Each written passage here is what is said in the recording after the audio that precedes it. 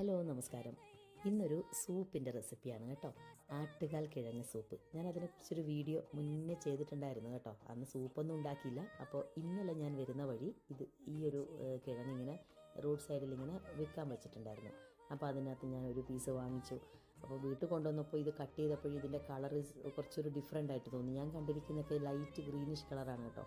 പിന്നെ ഞാൻ എൻ്റെ ഒരു ഫ്രണ്ടിനെ വിളിച്ചെല്ലാം കൺഫേം ചെയ്തു ഈ സംഭവം നല്ലതാണോ എന്നൊക്കെ ഉള്ളത് ചെയ്തിട്ടാണ് പിന്നെ ഞാൻ സൂപ്പ് ഉണ്ടാക്കിയത്. വളരെ എളുപ്പമാണ് സൂപ്പ് ഉണ്ടാക്കാൻ. അപ്പോൾ നമുക്ക് റെസിപ്പി ഒന്ന് കാണാം കേട്ടോ. അപ്പോൾ ഞാൻ ഇങ്ങനെയുള്ള കുറച്ച് കാര്യങ്ങളൊക്കെ റെഡിയാക്കി വെച്ചിട്ടുണ്ട്.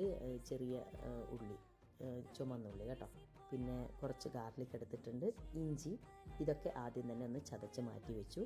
പിന്നെ നമുക്ക് ആവശ്യമുള്ള ഗരം മസാലകളൊക്കെ നമുക്ക് യൂസ് ചെയ്യാം കേട്ടോ. ഞാനിപ്പോൾ ഉപയോഗിച്ചിരിക്കുന്നത് ഓൺലി 1-2 ഗ്രാമ്പൂ, ഒരു ഏലക്കായ, പിന്നെ കുറച്ച് പെരിഞ്ജീരകവും നല്ല ജീരകവും അതൊക്കെ എടുത്തിട്ടുണ്ട്.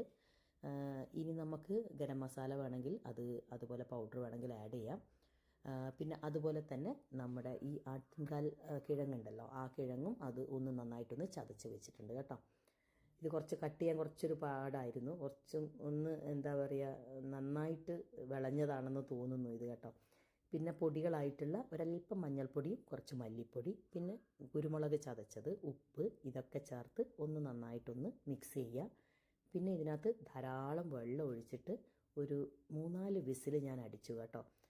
കാരണം ഞാനിത് കട്ട് ചെയ്ത് അങ്ങനെ പേസ്റ്റ് ആക്കിയിട്ടൊന്നുമല്ല ഞാനിതിനെ ഇട്ടത്, ജസ്റ്റ് ഒന്ന് ചതച്ചിട്ട് മാത്രമേ ഉള്ളൂ.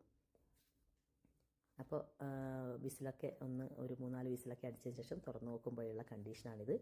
ഞാനിതിനെ എല്ലാം നന്നായിട്ടൊന്ന് സ്ട്രെയിൻ ചെയ്തു. അതിനകത്തുള്ള ആ ഒരു കട്ടിയുള്ള ഭാഗങ്ങളൊക്കെ മാറ്റി അതിൻ്റെ ജ്യൂസ് മാത്രം എടുത്തു. ഒരല്പം കുരുമുളക് പൊടി കൂടെ ചേർത്തു കേട്ടോ. പിന്നെ ഉപ്പോ കാര്യങ്ങളൊക്കെ വേണമെങ്കിൽ നമുക്ക് പിന്നീട് ആഡ് ചെയ്യാം.